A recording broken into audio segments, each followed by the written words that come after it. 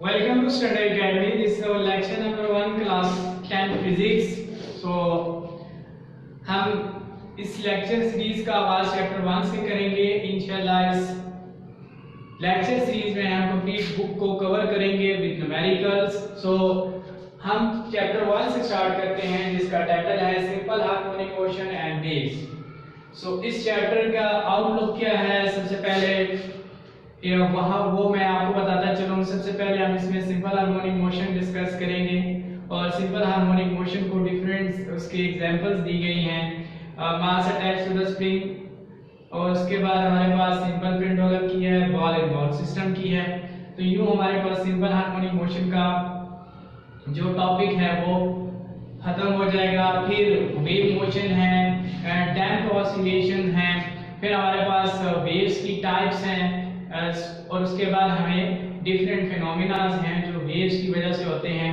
जैसे आपके पास refraction, refraction, diffraction, इनको हम डिस्कस करेंगे और ये किस मेथड से प्रोड्यूस की जाती हैं, जो रैपर टैंक से प्रोड्यूस की जाती है लैब में, उस मेथड को हम डिस्कस करेंगे।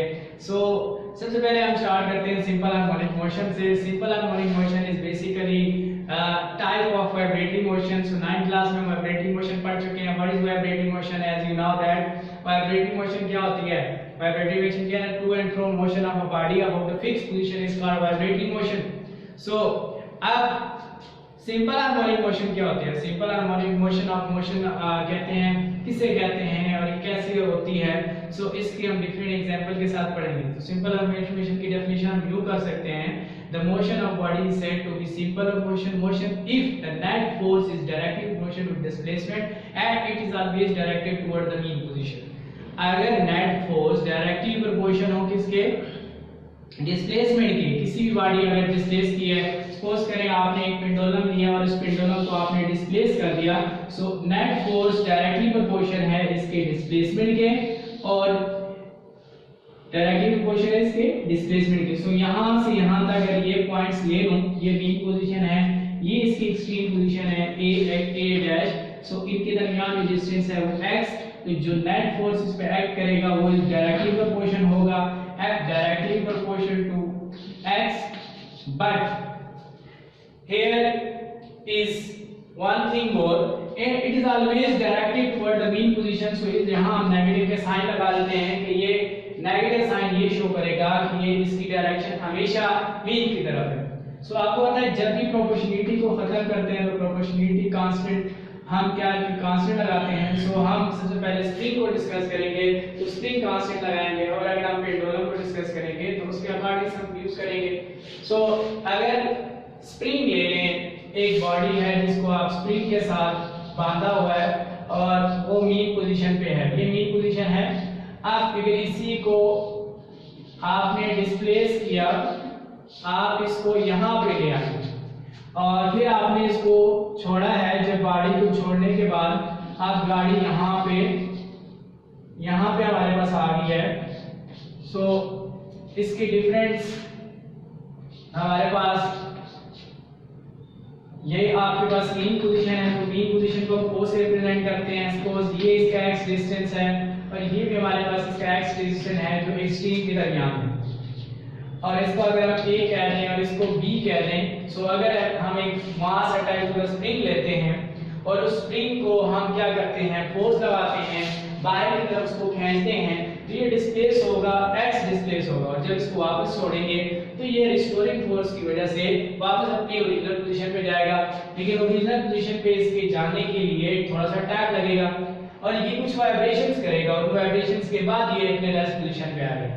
सो इन तमाम टर्मिनोलॉजीज को हम वन बाय वन डिस्कस करेंगे। सबसे पहले सिंपल हार्मोनिक मोशन की डेफिनेशन दोबारा रिपीट करो। Simple harmonic motion is that type of motion in which the force is directly proportional to the displacement and the displacement is always in the direction of that force is always directed toward the mean position। so सबसे पहले example लेते हैं mass attached to the spring। अगर मास को spring के साथ attach कर दिया जाए, सो उस कंडीशन को हम डिस्कस करने जा रहे हैं। एक स्प्रिंग ले लिया और स्प्रिंग के साथ हमने सपोज कर लेते हैं कि ये मास m को अटैच किया हुआ है और इस टाइम ये पोजीशन O पे है। अब इसको हम फोर्स लगा के डिस्प्लेस करते हैं और एक्सट्रीम पोजीशन A पे लेके जाते हैं और A के बाद इसको वापस छोड़ते हैं तो हमारे पास ये B पोजीशन पे जाता है। आया कि ये एक्सट्रीम पोजीशन छोड़ने के बाद मेन पोजीशन पे रुकता क्यों नहीं है?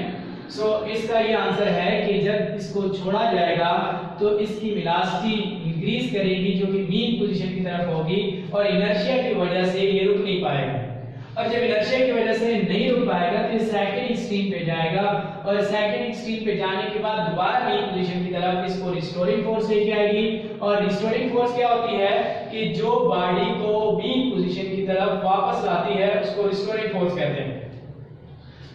ये मोशन A और B के दरमियान जारी रखेगा। हम यहाँ से ये पढ़ा कि force directly proportional to the displacement. अगर ये स्प्रिंग है तो हम स्प्रिंग कांस्टेंट लगाएंगे -kx। ये हमारे पास इक्वेशन बनेगी उसकी मोशन के लिए। और अगर आपको कोई कहे कि इसके स्प्रिंग कांस्टेंट क्या है तो स्प्रिंग कांस्टेंट k है, x जो उसकी डिस्प्लेसमेंट है और f जो है फोर्स है। यहाँ से हम स्प्रिंग कांस्टेंट k के डायमेंशन कैलकुलेट कर सकते हैं या यूनिट कैलकुलेट कर सकते हैं which is equal to f of x। Force का यूनिट आपको पता है न्यूटन होता है और x का यूनिट मीटर होता है। k के यूनिट है न्यूटन पर मीटर। ये हमारे पास k के डायमेंशन है। k के डायमेंशंस आपने कैलकुलेट करनी है k is equal to nm-1। अब हम इसके दरमियान जो डिफरेंट फिनोमेना होंगे उनको डिस्कस करते हैं। अब बुक में कुछ यूं लिखा गया है कि O से A की तरफ मोशन लेके गए, मोशन O से दोबारा A से O की तरफ बॉडी मूव करती है और इसकी वेलोसिटी इंक्रीज करती है और मेन पोजीशन पे इसकी वेलोसिटी मैक्सिमम होती है। बॉडी यहाँ पे इनर्शिया की वजह से रुक नहीं पाती और रुकने की ना रुकने की वजह से ये एक्सट्रीम B पे चली जाती है और एक्सट्रीम B से रिस्टोरिंग फोर्स की वजह से दोबारा मीन पे आती है और मीन पे वेलोसिटी इंक्रीज कर जाती है और B पे। इधर हम ये टर्म सारी डिस्कस करेंगे। अब मीन पोजीशन पे वेलोसिटी मैक्सिमम होती है और एक्सट्रीम पे वेलोसिटी मिनिमम होती है। सबसे पहले ये बात याद रखनी है कि आपने लिखना होगा कि वेलोसिटी क्या होती है, मैक्सिमम क्या होती है मीन पे, एक्सट्रीम पे क्या होती है मिनिमम। और एक्सेलरेशन मैक्सिमम है एक्सट्रीम पे और मीन पे मिनिमम है।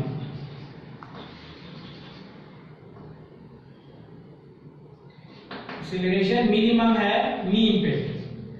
और इसी तरह अब हमारे पास ये टर्म्स हैं। उसके बाद जब ये एक कंप्लीट स्प्रिंग कंप्लीट चक्कर तो यूं आप यहां से यूं लेके गए और फिर ये वापस आया फिर यूं एक वेव फॉर्म बनी है बुक में। ये कंप्लीट रोटेशन, अगर इसको मैं वेव फॉर्म की ओरिजिनल फॉर्म में ड्रा करूं कुछ यूं वेव बनती है इसकी। अब यूं वेव बनने की वजह से ये पहले बॉडी को यूं लेके गए हैं और फिर वापस मीन पे और मीन से सेकंड एक्सट्रीम पे और सेकंड एक्सट्रीम से दोबारा मीन पे। अगर बॉडी मीन से एक्सट्रीम तक, एक्सट्रीम से मीन तक, मीन से एक्सट्रीम तक, एक्सट्रीम से मीन तक, तो ये वन कंप्लीट साइकिल होती है और इस साइकिल को हम वाइब्रेशन कहते हैं। The complete trip of motion of a body is called one vibration. अब इतनी एक सेकंड में ये कितनी वाइब्रेशंस कंप्लीट करेगा, इसको हम इसकी फ्रीक्वेंसी कहेंगे। The number of vibration in 1 second is called its frequency. और उसके बाद ये एक सेकंड में कितने वाइब्रेशन कंप्लीट करता है उसको हम क्या कहते हैं, फ्रीक्वेंसी कहते हैं। और इसके साथ साथ एक कंप्लीट ट्रिप लगाने में ये कितना टाइम लेता है, उस टाइम को हम टाइम पीरियड कहते हैं। The time period from one complete cycle is called time period. The time for one complete cycle is called its time period. ये हमारे पास टाइम पीरियड भी हो गया। और टाइम पीरियड और फ्रीक्वेंसी का आपस में क्या रिलेशन है, ये T is equal, T is the inverse of time period is inverse of frequency or frequency is the inverse or reciprocal of the time period. ये हमारे पास है टोटल कि बॉडी आपने ये डिस्कस करना है कि बॉडी को डिस्प्लेस किया गया मीन पोजीशन से A पे लेके गए एक्सट्रीम पे, एक्सट्रीम से वो अगेन मूव बैक करती है मीन से सेकंड एक्सट्रीम के अंदर ड्यू टू लीडरशिप स्टॉप नहीं करती, सेकंड स्ट्रीम पे जाती है और सेकंड स्ट्रीम पर रिस्टोरिंग फ्लूइड की वजह से दोबारा मीन पर आती है और मीन और एक्सट्रीम के दरमियान ये सारा फिनोमेना जारी रहता है अनटिल तब जब तक बॉडी रुक ना जाए।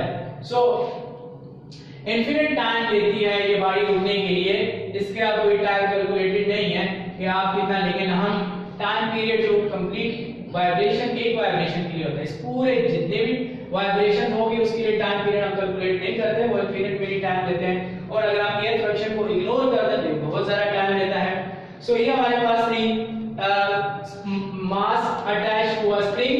अब इसका टाइम पीरियड कैसे कैलकुलेट करते हैं, तो इसका टाइम पीरियड होता है 2 पाई m और k। m क्या है, मास ऑफ द स्प्रिंग है, k स्प्रिंग कांस्टेंट है, 2 पाई कांस्टेंट टर्म है और टाइम पीरियड t है। अगर इससे हम फ्रीक्वेंसी करेंगे तो ये 1/t होता है। सो 1/t ये आपके पास बनेगा 2 पाई m ओवर k, और अगर मैं इसको सिंपलीफाई करूं तो ये हमारे पास बन जाएगा 1/2 पाई और साथ बनेगा k ओवर m, ये हमारे पास फ्रीक्वेंसी की वैल्यू बनेगी।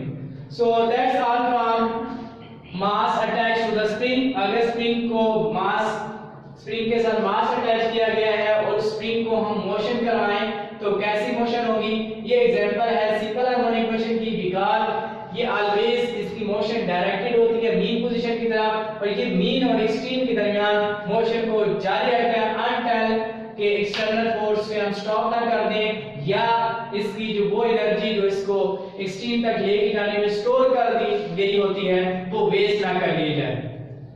So that's all from today. So इस चैप्टर का बकायदा आगाज लेक्चर नंबर 2 से होगा, जिसमें हम आपको तमाम तर इसके टॉपिक्स को 1 बाय 1 डिस्कस करेंगे और उसके लेक्चर्स प्रोवाइड किए जाएंगे आपको YouTube चैनल पे स्टैंडर्ड एकेडमी के नाम से।